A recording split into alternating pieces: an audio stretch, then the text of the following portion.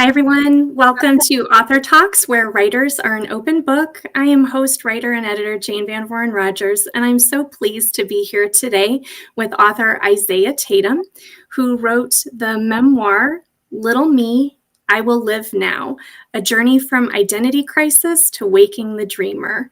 Isiah, welcome. So excited to have you here. Thank you so much, Jane. I'm so glad to be here. Well, so let's talk about what inspired you to write this book. Oh, Jane, what inspired me was like really my story and just people who needed to hear it, and and it's more so about like living dreams and moving forward and all those things. So I just felt like, man, I just need to tell my story, and here we are. Little me, I will live now. So did you realize at a certain point that you had a book in you, that there was this book waiting to come out? Yes, it was sitting in there. You know how everybody say like, I want to be an author, and all those different things, but I knew that there was a book in me, and I had previously written a what do you call it? Ebook? An ebook. There you go, Jane. Called. I read your bio. I'm up on this. Yes, you are. Apparently, I need to read my own, right? It's funny though how like the thing about like suddenly when someone asks you to tell about yourself, how suddenly it's like you practically forget your own name. So I think that's a completely normal thing. It is completely normal. It's like an ebook. Yeah, ebook. Business in You. And when I wrote that book, it had went into like the prisons, which was like the biggest thing. And what's the name of your ebook? Finding That Business in You. Okay, great. Absolutely. So I actually took it down because we're planning on doing some things with it, Okay. But yeah, it's called Finding That Business in You. And that was the book I had written before I did Little Me, I Will Live Now. Okay. So with that book, it sounds like, finding the business within you, inspiring entrepreneurship then? That is correct. Yeah. Okay. I love entrepreneurship. Yeah. And so then with this one, it was more of a deeper dive into your own life, right? That is correct. Yes. Well, one thing that I was struck by right away when I started reading your book was your bravery and vulnerability, just in sharing that you had been a victim of sexual abuse in childhood, and that's something that we share. I was as well, so we're both survivors of that, and I think that it's so, again, like I said, brave and vulnerable of you to share that and talk about the effects that had in your life. Absolutely. Yeah. And that was one of the reasons why I did it, to give people hope and to give people like a sense that you're not alone, because like I felt so alone. And, and of course you've been a survivor and everything, like it can isolate you. You know what I'm saying? And isolate us from people and have us have our guards up and everything like that. But not only did it have my guards up, but it was also keeping me from living a fulfilled life. Mm-hmm. So all I could do was just think about the abuse and all the things that came with it. Mm-hmm. And I was seeing my life pass me by, I always tell people that I had a roommate at the time. And I would say, it's Monday again. It's Monday again. It's Monday again. And it's Monday. I did that for an entire month. I was realizing that I was seeing every time Monday came by. And what went on in the back of my head was that your life is passing you by. I wasn't living a fulfilled life. I was at a job that I hated, just living under, my potential and everything like that. And I was just like, what is this? What is this problem? And like right before my 28th birthday, I saw counseling, and I went to a counselor, and I was like, there's something in me that is keeping me in this rat race and this hamster wheel, and I don't know how to deal with it, And so that's when I went to counseling. Good for you. I mean, I think it's great just that you realized how some of those traumas from the past were affecting you and Mhm. inhibiting you from really embracing your future. And again, I think that's a brave and honorable step, to go and get some help with that. And I think we all need help, processing processing our lives and the traumas that go with that. So Yeah. kudos to you on that. Thank you so much. So I noticed though too when you wrote about that in the book that you wrote it in kind of a fictionalized way, almost like putting it in a character. I noticed that, and again, even though I felt the tension reading it, I'm sure somewhat because of my own experience as well. Did that give you kind of a safety net, I guess, in writing about that a little bit to put the experience outside of yourself? Yes, it did. I'm a natural storyteller. I love writing stories, and I feel like, and I hope to one day write movies and TV shows and everything like that, right? Yeah. And with first chapters, and one thing that I've learned is like, you know, most people who read your book, they don't want to know too much about you. You know what I'm saying? Like they're like, how are you going to help me? Right. So like first chapter, I'm like, how do I catch their attention, and how do I keep them intrigued? And I was like, you tell a story, and when you tell a story, it just captivates the reader. And so that's why I did it. But it was also like healing for me. That one was not necessarily my story, of what had happened to me, but it's like it tells the details of like, oh no, what I'm saying? Like this little boy, like who's protecting him, do you not see the signs? And like that's why I did that.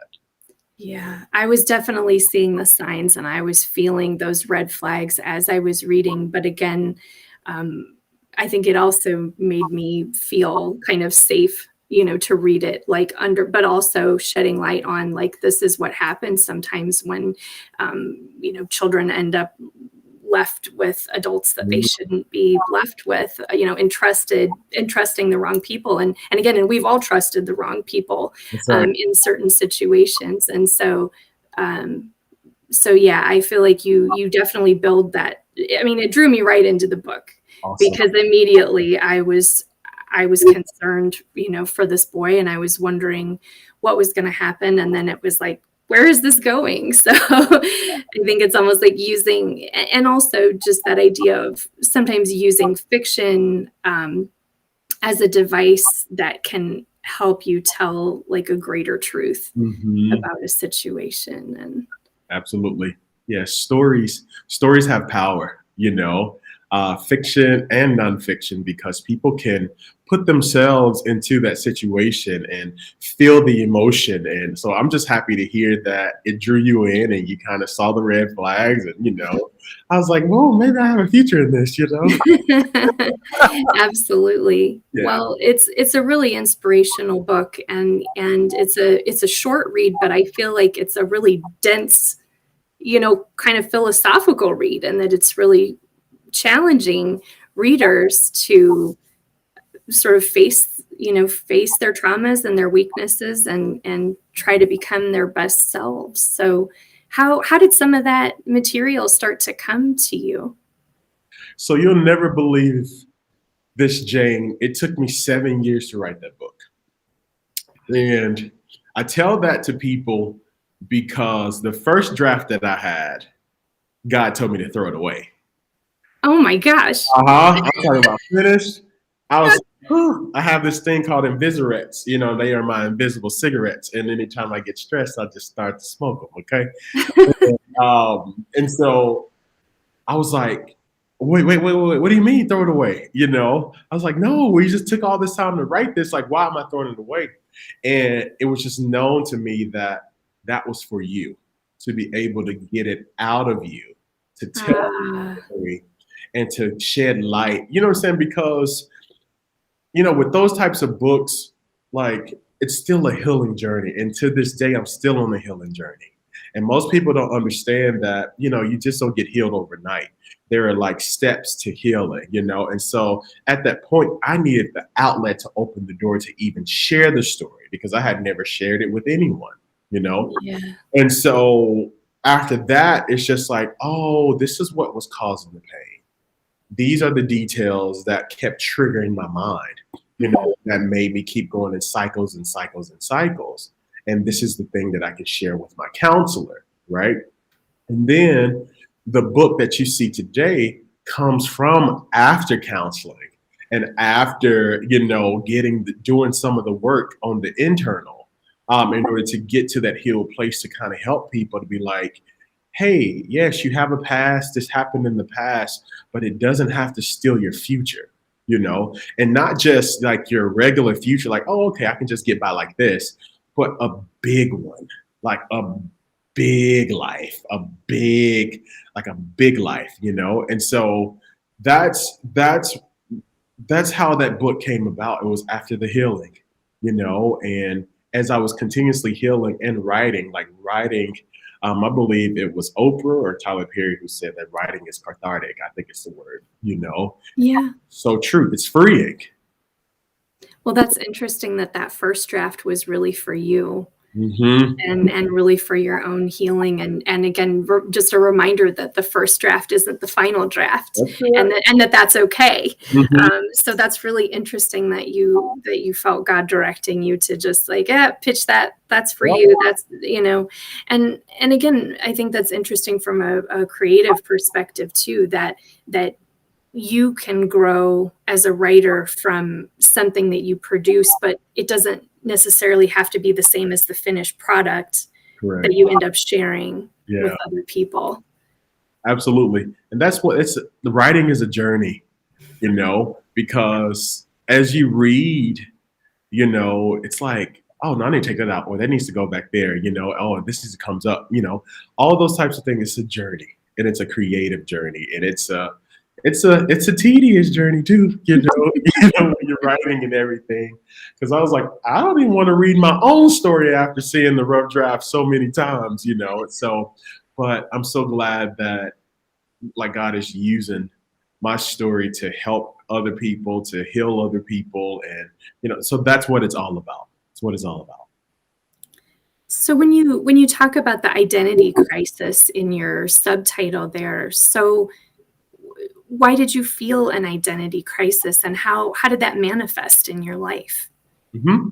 So I didn't know who I was, like from a little boy, like when, what I'm saying, like for those who don't know, who haven't read the book yet, please go get it. I was molested by guys, you know what I'm saying? And so at that point, it's just like, that's an identity crisis when your first sexual experience is with God, you know what I'm saying? Like, who am I, but it also brings like a lot of confusion. It brings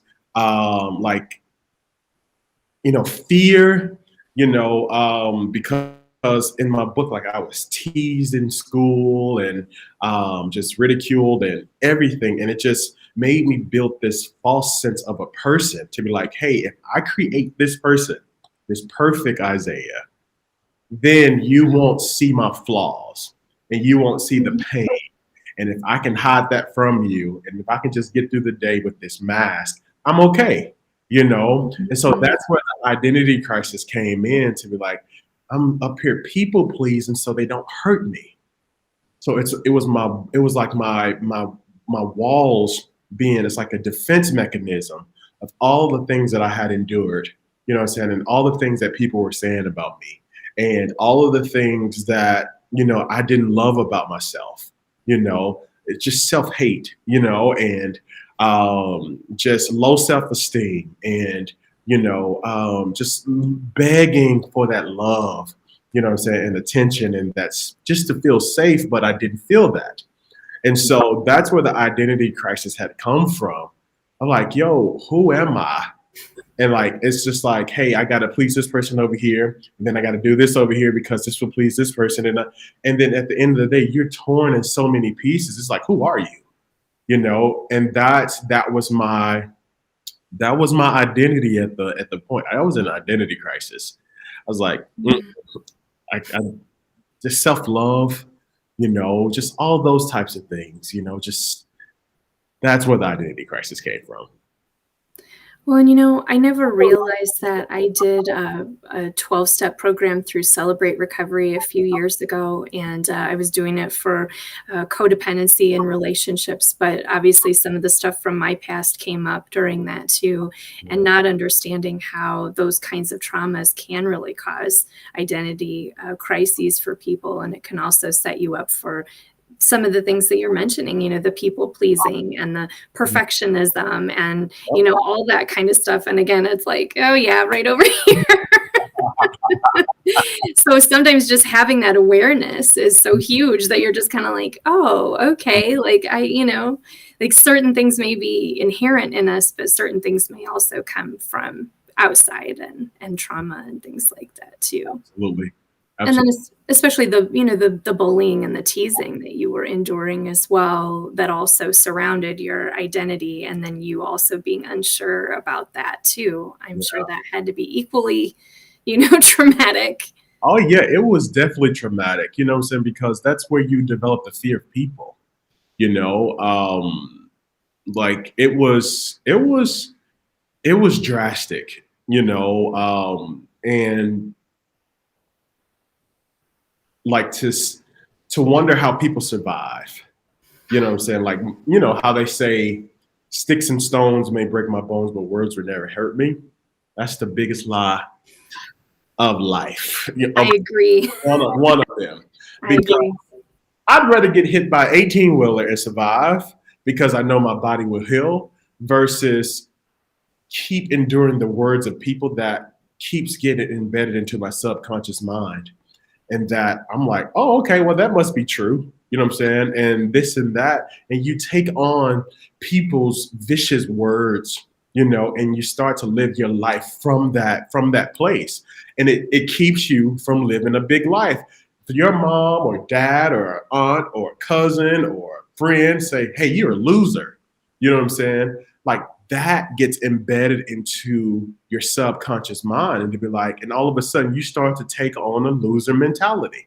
Why do I lose? Why am I here? Why am I keep going in circles? Because those words keep playing in your mind that, oh, you're a loser, And so like there were days that, I didn't want to go to school. There were days that I would miss the bus on purpose just to be able to go to class, just so my parents could take me to school, or somebody to drop me off right when it's time to go right to class because, before school, you got to be around people and all of that. So it just made me like a recluse, and like I was very shielded, and protected, and like eating disorder, like all those things, just like I found comfort in food, like protect me, you know what I'm saying? Because they like, hey, when you have weight, it's like to protect you, And so those words hurt, like words hurt, and I sometimes, even to this day, I have to take thought every captive because the enemy will try to always remind me of the words that people have said it and to keep me in a box. And I was like, nope, that's not who I am. So when you think of identity crisis and in the title, that's what that was. Well, I'm so happy that you went and did counseling and that you have actively worked on your healing with us because not everyone does survive these kinds of things, these kinds of traumas, and whether it's childhood sexual abuse or the many other traumas that exist in life. Sometimes people do end up, self-medicating and with food or alcohol or drugs or other things, and they don't survive that. And so again, there's a real risk in, I think, keeping quiet about these things and not openly acknowledging them and then working through them. So I'm so glad that that you took those steps and that you were able to examine that and also move forward in your life in a positive way. Absolutely. Thank you so much. I appreciate it. So as you were then working on the book and getting like you were doing the counseling and getting more positive input, what started to come to mind as far as like what you wanted to teach other people about dreaming and inspiration and working on their goals and all that good stuff? Absolutely. Because it was about purpose for me, it, I just said, like a million times, it's just like, it gets me excited Yeah. because, don't necessarily want to make it a super spiritual interview, but it is what it is. When I found out Ephesians 2:10 was the scripture that literally changed my life. And it says that we are God's masterpiece, created anew in Christ Jesus, so that we should walk into the good works that he predestined for us. Mm. And so when I finally got that revelation, I was like, wait, predestined mean that it's already pre-planned. So therefore, I don't have to look outside of myself to find out why I was put here. Mm. And as I was going through that trauma and I was seeing like every Monday was going by and I was at a job that I hated, going to a job that I didn't like and had to be there for 8 and 9 hours and all of that stuff like that, I was like, there's more. There's more. And I'm just like, why did you give me these natural talents and abilities? And what I've learned is that it is to affect change in other people's lives. So what I've learned is that my trauma in my childhood was never for me. Like he allowed that so I could heal and to help other people, to use my voice. So most people don't know that I do sing, and my voice was locked up for years. I had a fear of singing, and fear of speaking, and fear of speaking up for myself, and just letting people just ride over me and walk over me, right? And I understood that, I have a major purpose. Like, it was beyond. That's what drove me, because when you look at people and they go like, I mean, you're on Facebook and you look at the statuses, oh, I can't wait to Friday. I can't wait to Saturday. So I can't wait for the weekend. I was like, wait, that's 40 hours a week times two, what I'm saying, probably like 30 to, the hours that you have to drive to work, and you go home and then wake up and do it all over again. I was like, that's not life. That's prison, And I saw so many people, but it was first like internally, like I was seeing myself with all the dreams that I had, that I couldn't either get close to it because of fear and because I didn't know who I was. And that it was just one of those things that I'm like, no more. Like he predestined a great future for me. And I'm going to find out why, and then I'm going to go pursue it. And that's why, because again, Jane, our lives are not for us. What we have been given is to serve other people. Absolutely. So that's where greatness comes from. And that's where purpose comes from. And that's where fulfillment comes from. So a lot of people aren't fulfilled is because they haven't tapped into their purpose. And so that's why I want people to dream, to be like, no, loose the chains of the past. Do the work. Go through it. Do what you need to do to get over that pain. Because, when you look at when Jesus was born, like I believe it was King Herod, killed every male child that was under 2 years old. Mm-hmm. We're talking about like the greatest cry that could ever be heard. All those moms just wailing because their son had just been killed. He knew that Jesus was the king. He knew Jesus' purpose to rule. So why not get attacked at a young age so you don't get to your purpose? Mm. Why don't you try to get killed or to take your destiny, at a young age? You get what I'm saying? So that was the drawing thing for me. I was like, I was attacked as a young kid by the enemy because he kind of got whiffed of what I was going to do when I grew up. Mm-hmm. So that's why I am so adamant about dreams and purpose, because we have a father that doesn't want anybody to be miserable. If there's any earthly father that is in their right mind, they don't want to see their children suffer. So, Right. and who also has given you gifts and talents and skills, why does he want to see you fulfill that? So that's why I'm so adamant about dreams and purpose, is because we were put here at this time to make an impact on this world. Absolutely. Some of the phrases, the lines that you have in your book are just really inspiring too. I almost want to paste them on my walls. So you say, the world is waiting for you to walk in your true calling, which is what you're talking about. Greatness has a price and it requires discipline. Oof.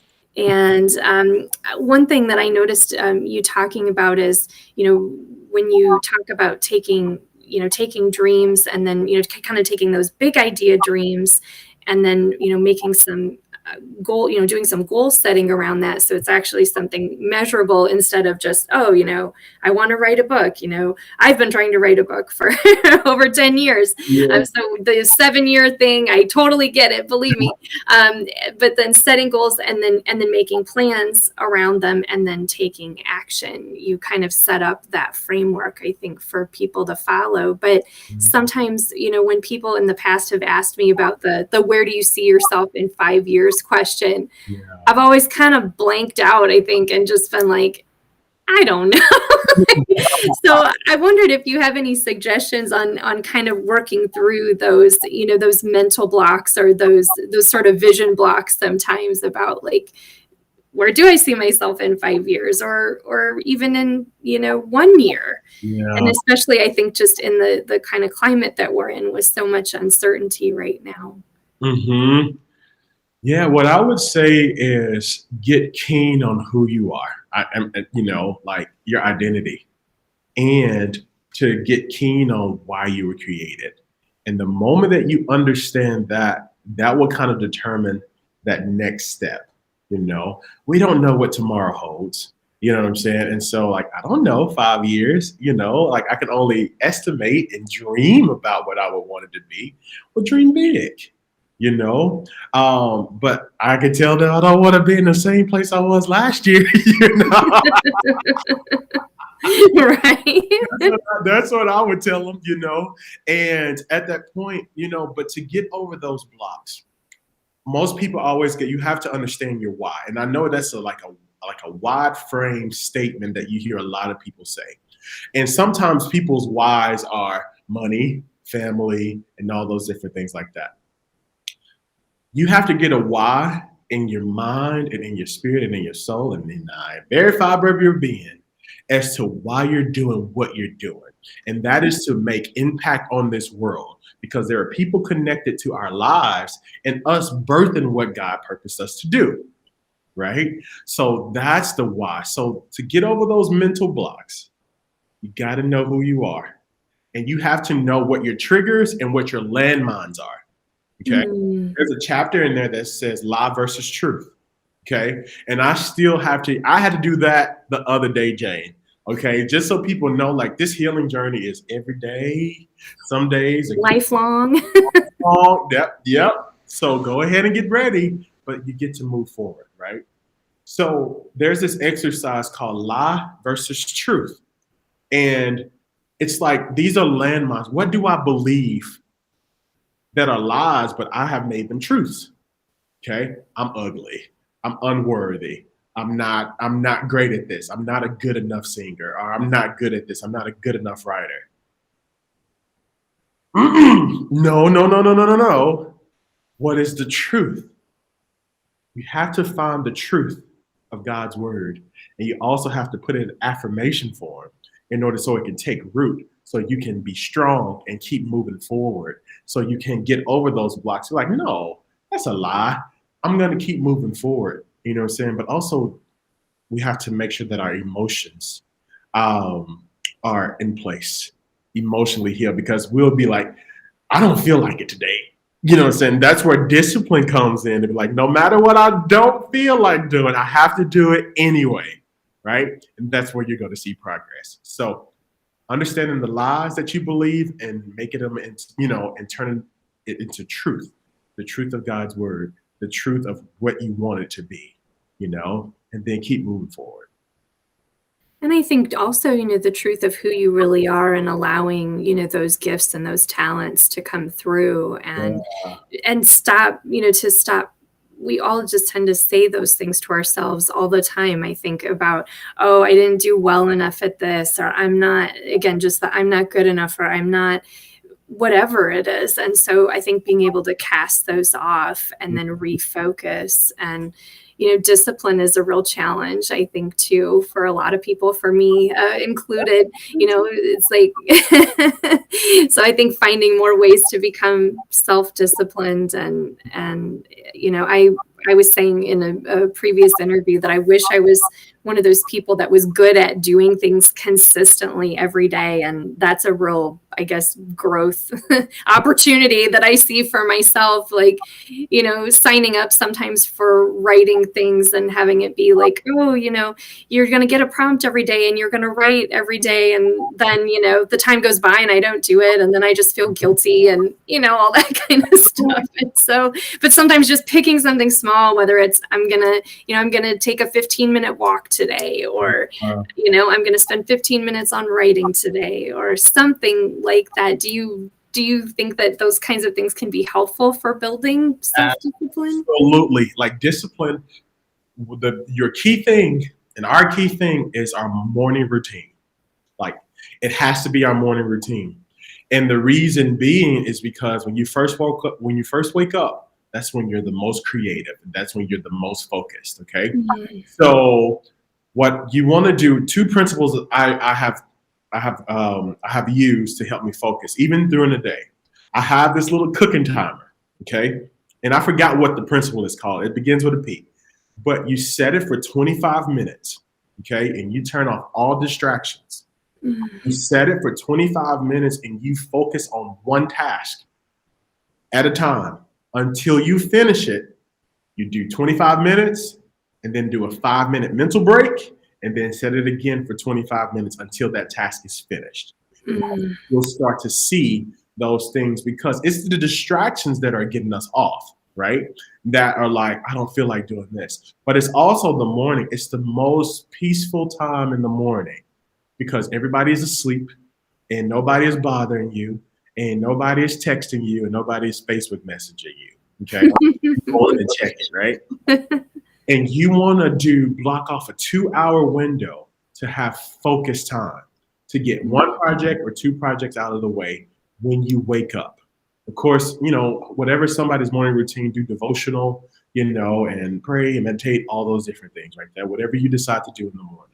But then you need an hour to 2 hours of just focus to get your greatest task out of the way, your most important task out of the way in the morning before you do anything.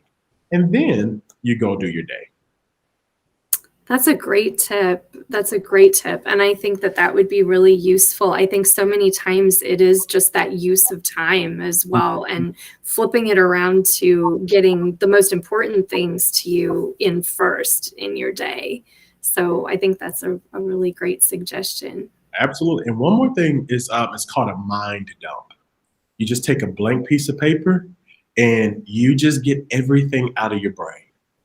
Everything that comes to mind, you write it down that you have to do. Okay. And you're going to do 3 things. You're going to do it, delegate it, or delete it. Those 3 things. Do it, delegate it, or delete it.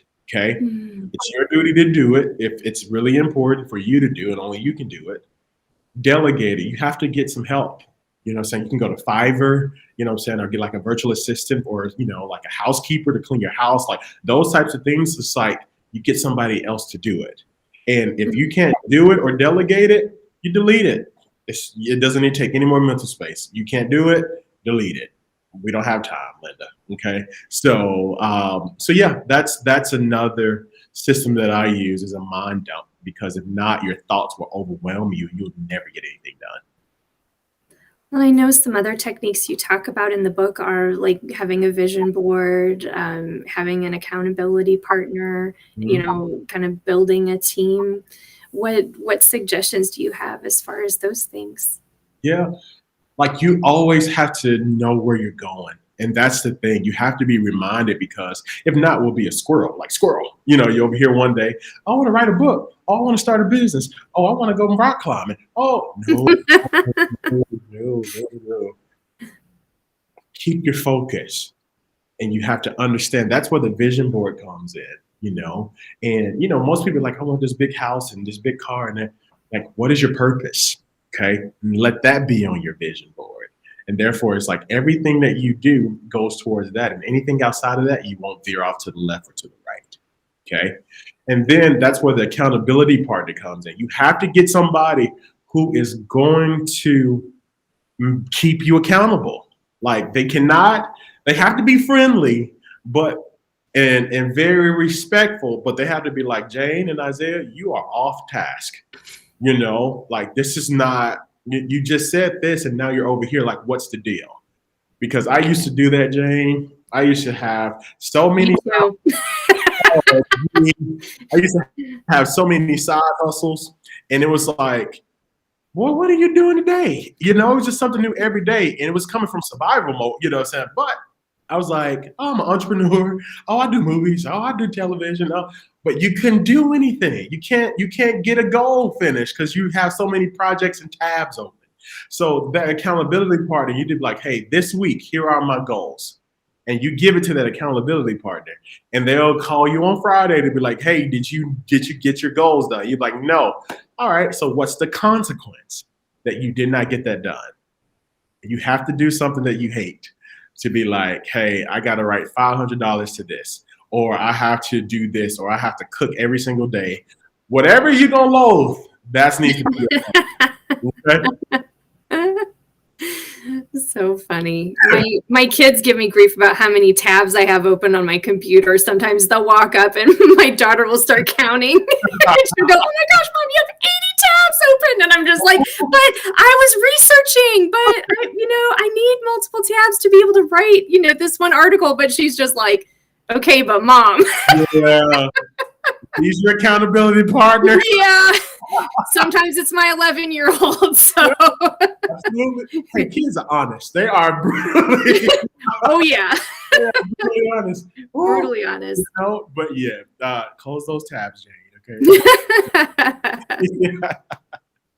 I think that's a really valuable point, though, too, for people who have multiple passions. Though, as you do, you're a writer, you're a singer, you're a business person, you have a degree in entertainment, like all of these things. And so I think sometimes all those inspirations, it can like kind of spin your head all around, and then you start giving so many little pieces to all the things that it's like you're not giving that main concentration to, again, maybe just picking one project for now or picking one role that really matters. Absolutely. And that's where the mind dump comes from, and you choosing the lowest hanging fruit of like, what has to get done today? What needs to be done in the next month? And then everything else, I have this black book. I don't think I have it with me, but I have an idea book. And every time an idea comes in my head, I write it down. So therefore I can come back to it when I have finished a project. Okay. Because again, it was like, oh, I almost finished that. But because you started something new, you weren't able to finish it. So that's why it's so important. There's this book called The One Thing by Gary Keller. I recommend that book to everybody because it teaches us about focus and what's the domino effect. If you do this one thing, what's the one thing that you can do so that everything else is obsolete or you don't have to do? Okay. Yeah. That's not the exact phrase. So look it up. Okay. One Thing by Gary Keller. But it is so important to have that one thing. So therefore you can focus on it and get it done. Like, and Elon Musk, I take his quotes very lightly, but it was so true. He's like, if you give yourself 30 days to do a task, you'll do it in 30 days. If you give yourself 3 hours to do a task, you would do it in 3 hours. Okay. So we have to give ourselves like, no, I'm not going to play any games. Like I'm giving myself 5 hours to get this done and that's it. And you get it done. Yeah, I think that's definitely true. And I recognize that, in my own life too, that it's like whatever deadline you set, is however long it will take you to complete the thing, whatever the thing is. So absolutely. And, procrastination, what I'm saying, it's like a form of fear, and it comes from like a perfectionist mindset. And it comes from, I just recently did something yesterday to just put a lot, it just made me uncomfortable. I was like, if I do not get uncomfortable, I'm going to stay in the same spot. And you do not want to do that, So progress is better than perfection. Absolutely. Yeah. Absolutely. It's taken me a long time to learn that, and I keep relearning it over and over again. But, even just something that stuck with me too is you can't edit a blank page. So, in other words, if you don't even allow yourself to do that brain dump or do that first draft that's just for you, or, you have to let yourself create something, even if it's imperfect in your eyes. You got to have those raw materials to be able to draw from later. Absolutely. So, well, I know that you have a really busy day going on, and I know that we kind of had a time limit here today, but I just like to give you the last couple minutes, that if there's anything you'd like to share about, kind of what's next for you, or, what you really hope people will take away from the book. Yeah. That good stuff.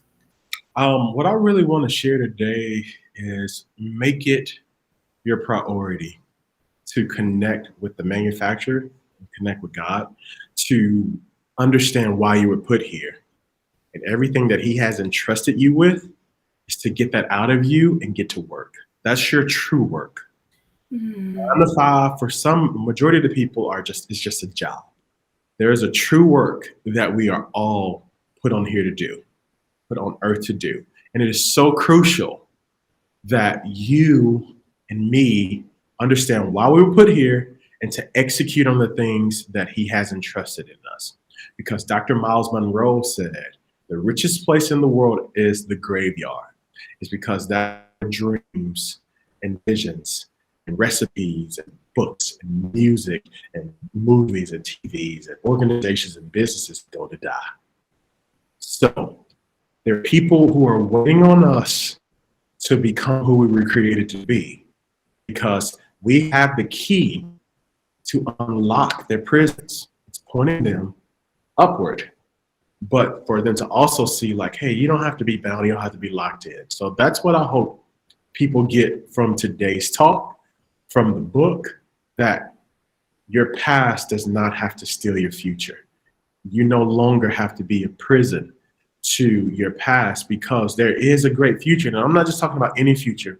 I'm talking about a big, great life. I'm talking about of your wildest dreams, And so that's what I'm looking forward to, like, singing more. You'll be hearing me sing more. That's a dream of mine, to travel the world and sing.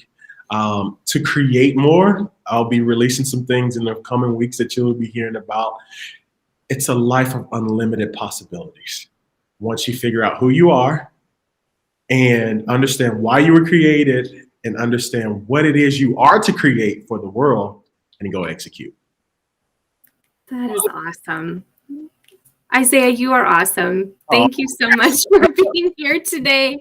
It's so nice to talk with you, and I'm so inspired by your example and your book, and I just wish you so much success, and I thank you so much just for being here with Author Talks today. Thank you so much for having me, Jane. Well, thanks everybody for watching. Come back next week when I'll be talking with Colleen Burns Durda about her memoir, The Second, a memoir of love and commitment. Thanks so much, everybody. Take care.